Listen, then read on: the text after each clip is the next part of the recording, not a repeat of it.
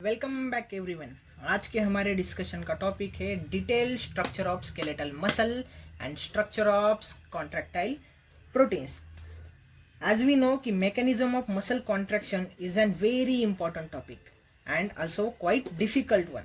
उस पर आपको यदि मास्टर की चाहिए तो आपको आज का टॉपिक यानी कि structure of skeletal muscle and structure of contractile protein बहुत ही 100% क्रिस्टल क्लियर होना चाहिए और चिंता की कोई भी बात नहीं है, मैं उसे क्रिस्टल क्लियर बना दूंगा।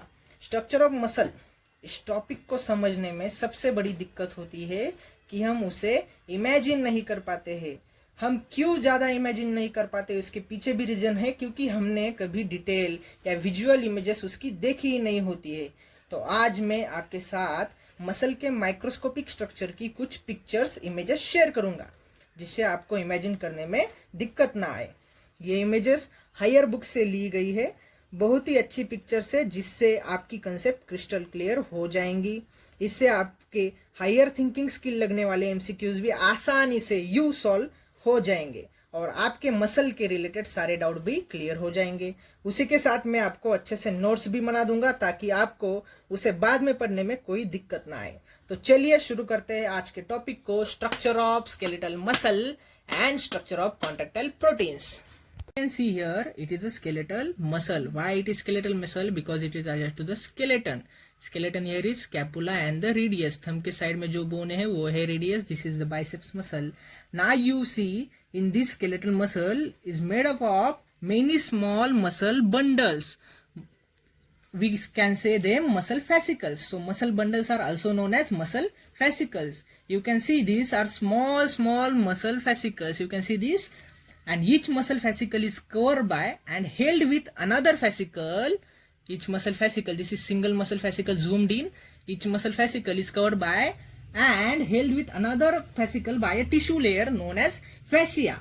कौन सा टिश्यू होगा यहाँ पे मसल बंडल्स को कनेक्टेड रखने का काम हो रहा है, इसलिए यहाँ पे होगा connective tissue. So the fascia covering this muscle bundle is a common collagenous connective tissue. You can see this is a single muscle fasciculus.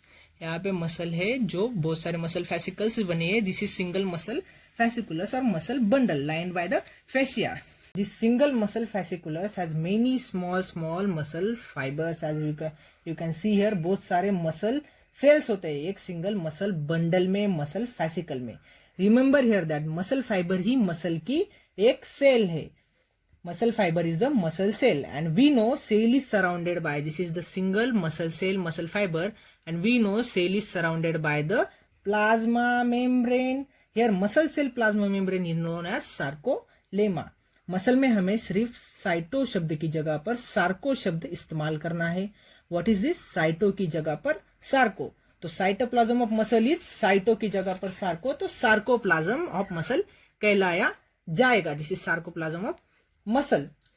तो मसल सेल के एंडोप्लाज्मिक रेटिकुलम को हम कहेंगे sarcoplasmic reticulum and this sarcoplasmic reticulum is specialised in storing the calcium ions.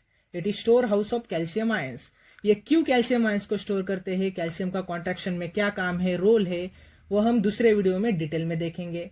As we know कि skeletal muscle are striated muscle. We can see here striations. Skeletal muscle are striated muscles. उनके characteristic, ये striations आते हैं उनके characteristic feature की वजह से, जो है बहुत सारे पैरेलली अरेंज्ड फिलामेंट्स सार्कोप्लाज्म के अंदर. This is sarcoplasm. सार्कोप्लाज्म के अंदर बहुत सारे पैरेलली अरेंज्ड फिलामेंट्स होते हैं जो कि उनका कैरेक्टरिस्टिक फीचर है. Here you can see in this diagram, this is a single myofibril and there are many in the sarcoplasm arranged parallel to the each other.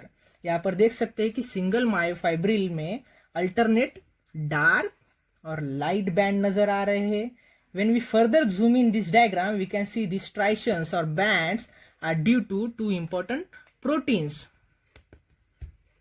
These proteins are actin and the myosin are present in the I band and the A band. This is single myofibril we can see here. We see this image.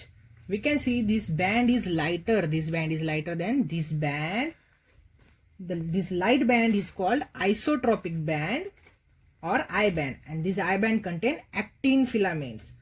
This I band contain actin filament. तो myosin कहाँ होंगे? Myosin are in dark band और anisotropic band और A band. In the myofibril this protein actin and myosin are parallelly arranged. We can see this is actin, this is myosin, this is actin, this is myosin. These are parallelly arranged to each other. One more thing you can see here is actin filament. These are actin filaments are thinner. आप देख सकते हैं कि actin filaments are thinner than the myosin filaments. Myosin filaments are much thicker. That's why actin filaments are known as thin filaments and the myosin filaments are known as thick filaments. Also you can see here this, we can see here is that the center of each eye band is a Z line. There is Z line. I band के बिल्कुल बीचों बीच एक elastic fibre है जो I band को दो हिस्सों में, this one and this one, बांट रहा है, बाइसेक्ट कर रहा है.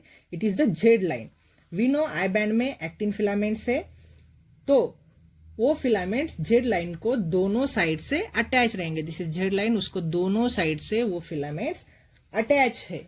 जैसे आई बैंड के बीच में Z लाइन है, ठीक उसी तरह ए बैंड में है M line, fibrous membrane. M line है फाइब्रस मेम्ब्रेन, लेकिन Z लाइन क्या थी? ये थी elastic. This is M line in between the A band and this is Z line in between the I band. Now coming to the most important topic, the sarcomere. The sarcomere. हमें पता है कि muscle contract और relax होती है, तो इस contraction का फंक्शनल यूनिट है sarcomere. It is the portion of myofibril. ये मायोफाइब्रिल का वो, this is myofibril, you know, ये मायोफाइब्रिल का वो पोर्शन है, वो हिस्सा है जो दो सक्सेसिव Z लाइंस के बीच में आता है. This is Z line, this is one, this is second. ये दोनों के बीच में जो आता है, यहाँ पे हम जूम करके देख रहे हैं, उसे हम क्या कहते हैं? Sarcomere, the functional unit of the contraction. जब muscle is in a relax state, तब हमें ए बैंड के, दिस इज ए बैंड, तब हमें ए बैंड के बीच में दिखाई देता है H zone. What is this H zone? H zone वो ए बैंड का वो हिस्सा है जो एक्टिन फिलामेंट से कवर्ड नहीं है. यहाँ पे देख सकते हैं एक्टिन फिलामेंट, लेकिन ए बैंड के इस हिस्से में एक्टिन फिलामेंट नहीं है, उसे हम एच जोन कहेंगे, लेकिन ये सिर्फ रिलैक्स स्टेट में ही दिखाई देता है. अब हम देखेंगे स्ट्रक्चर ऑफ कॉन्ट्रैक्टाइल प्रोटीन्स. दो इंपॉर्टेंट कॉन्ट्रैक्टाइल प्रोटीन्स है, एक्टिन और मायोसिन. पहले हम देखेंगे एक्टिन के बारे में. एक्टिन प्रोटीन बना होता है दो यप एक्टिन से. यप फॉर फिलामेंटस, तो फिलामेंटस एक्टिन होते हैं जो एक दूसरे के साथ हेलिकली वाइंड होते हैं कुछ इस तरह,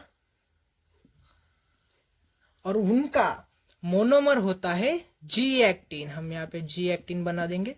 ग्लोबुलर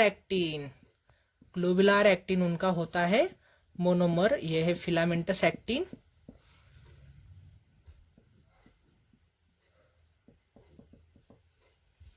एफ एक्टिन के साथ साथ दो और फिलामेंट्स होते हैं जो एफ एक्टिन को लपेटे हुए चलते हैं. This filaments are of tropomyosin protein. This filaments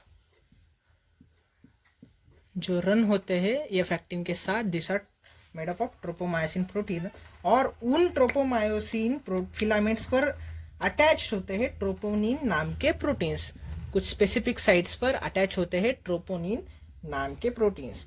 troponin जब मसल रेस्ट कर रही हो तब कवर करता है एक्टिन के ऊपर प्रेजेंट एक्टिव बाइंडिंग साइट्स को, ताकि मायोसिन उसे बाइंड ना हो सके. This is the filamentous actin and these are the monomers of the filamentous actin, globular actins, and we can see this troponin and these are tropomyosin.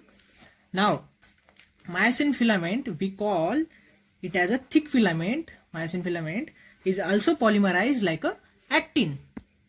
Myosin का monomer है meromyosin. Myosin के आगे mero लगाना है, meromyosin. This is a single thick filament. Myosin बना है globular head, short arm और tail से. ग्लोबुलर हेड और शॉर्ट आर्म को हम हेवी मेरोमायोसिन कह सकते हैं. यहाँ पर हम देख सकते हैं globular head and short arm are known as heavy meromyosin, और टेल को हम लाइट मेरोमायोसिन के नाम से जानते हैं. हेड और शॉर्ट आर्म ऐसे बाहर निकले हुए होते हैं रेगुलर इंटरवल्स पे, ताकि वो एक्टिन के साथ अटैच हो सके. Head and short arm together are known as cross arm. Globular head में ATPase, this is globular head, उसमें एटीपेज एक्टिविटी होती है, यानी वो एटीपी को ब्रेक करके एनर्जी निकाल सकता है ताकि वो एक्टिन के साथ बाइंड हो और एक्टिन को पुल कर सके. साथ ही साथ हेड में एक्टिन को बाइंड होने के लिए एक्टिन बाइंडिंग साइट्स भी होती है। हम अब सार्कोमेर को यहाँ से कट कर देंगे और हम क्रॉस सेक्शन देख रहे हैं। इस साइड से हमने सार्कोमेर को ऐसे कट कर दिया और हम इस साइड से उसे देख रहे हैं तो हमें कुछ ऐसे दिखाई देंगे। हमें सिर्फ इस पे फोकस करना है जो आपके हायर थिंकिंग स्किल के क्वेश्चंस बनाता है, जो कि यहाँ से लिया गया है क्रॉस सेक्शन। हमने ये सार्कोमेर का क्रॉस सेक्शन है और हम इस दिशा से इधर देख रहे हैं तो हमें कुछ ऐसा नजर आएगा। ये है मायोसिन रेड वाले है थिक वाले मायोसिन फिलामेंट्स और ये ग्रीन वाले थिन वाले एक्टिन फिलामेंट्स। हमें अक्सर ऐसे क्वेश्चन पूछे जाते हैं कि एक मायोसिन फिलामेंट कितने एक्टिन फिलामेंट से सराउंडेड है, या फिर एक एक्टिन फिलामेंट कितने मायोसिन और कितने एक्टिन फिलामेंट से सराउंडेड है। तब उन क्वेश्चंस के आंसर देने में हमें बहुत ही ज्यादा दिक्कत आती है। लेकिन हमने अभी इतने सारे इमेजेस देखे, यूजुअल इम्पैक्ट देखे हैं, कैसे कट किया ये भी देखा है, तो हमें इसका आंसर देने में ज्यादा कोई दिक्कत आने वाली नहीं है। हम देख सकते हैं एक मायोसिन फिलामेंट 1 2 3 4 5 6 एक्टिन फिलामेंट से सराउंडेड है। ये क्या हुआ, ये हेक्सागोन बन गया। ऐसे 6 एक्टिन फिलामेंट से एक मायोसिन फिलामेंट सराउंडेड है। वैसे ही एक एक्टिन फिलामेंट कितने मायोसिन फिलामेंट से सराउंडेड है, तीन मायोसिन फिलामेंट से ये सराउंडेड है, आप देख सकते हैं। और एक एक्टिन फिलामेंट 3 एक्टिन फिलामेंट से भी सराउंडेड होता है। एक एक्टिन फिलामेंट 3 एक्टिन फिलामेंट से भी सराउंडेड होता है। हमने बहुत ही आसान तरीके से ये देखा है, आपको कोई दिक्कत अभी आने वाली नहीं है। मैं आपके साथ दूसरे बुक्स की डायग्राम भी शेयर कर रहा हूं ताकि आपकी कंसेप्ट्स और ज्यादा क्लियर हो। आप चाहिए तो वीडियो को पॉज करके स्क्रीनशॉट निकाल सकते हैं।